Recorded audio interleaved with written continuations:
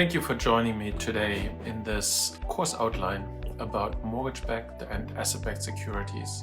So in this course, we'll look at 9 functional areas. There's a lot of material to cover. We'll do an introduction into mortgage-backed and asset-backed securities, as well in general about securitization. Why are these products important? Why are they difficult to price? In the second section, we'll talk about securitization. What is securitization? It's a fascinating topic where you take illiquid assets and you securitize them and you sell these assets to the capital markets. In section 3, we'll talk specifically about mortgage-backed securities. The simplest is a pass-through MBS. Then a very common and has been, for 30 years has been around, but can be very complex. It's a CMO. It's a collateralized mortgage obligation where you take the mortgage receivable, you tranche them up. Then there is a forward contract to be announced. It's a TBA, it's a forward on a pass-through, and that's critical for liquidity and also for prepayment models. The TBA kind of tells you what the mortgage rates are. And we'll move on from mortgages into asset-backed securities. From these asset classes, we'll move on to a more functional area. So we'll talk in general about the risks for mortgages and asset-backed securities, talk about specific prepayment speeds. We'll also talk about prepayment models. So a prepayment speed is not the same as a model. And then we'll talk about the current coupon rate. So the current coupon rate is the current mortgage rate, and it's an input into the model, but you can't look it up. So you can't look up in the Wall Street Journal like a SOFR rate or a swap rate. The current coupon rate actually needs to be calculated or calibrated.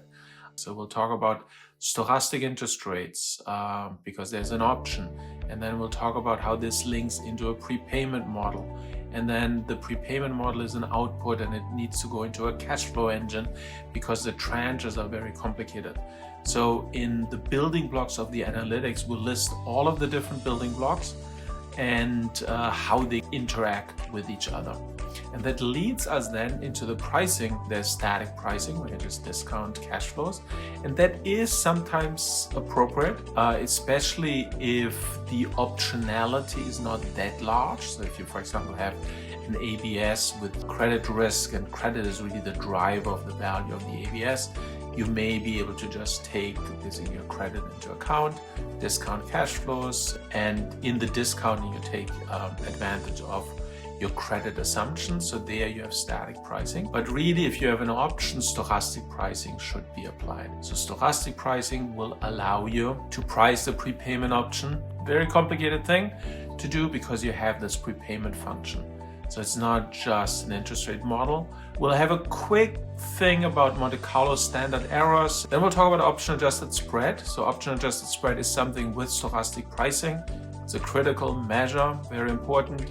It tells you how risky the bond is and how big your error is in your theoretical pricing model if you compare it to the market price. And then we'll talk about convexity. So convexity is second order effect. So there's duration, interest rate risk of a bond, and convexity has a certain aspect. So option traders or quants who are familiar with options know about negative convexity and positive convexity, and we'll talk about why this negative convexity that mortgages have, why this is always bad for the investor. And then lastly, I think you can't really have a lecture about securitization if you don't address what happened in 2008. So we'll give you an overview of the crisis, why it also happened, and that's it. And then we'll have a conclusion, we'll recap a little bit. So I hope this gives you a sense what is in the course, and it'll be interesting and you'll learn something. Thank you very much and see you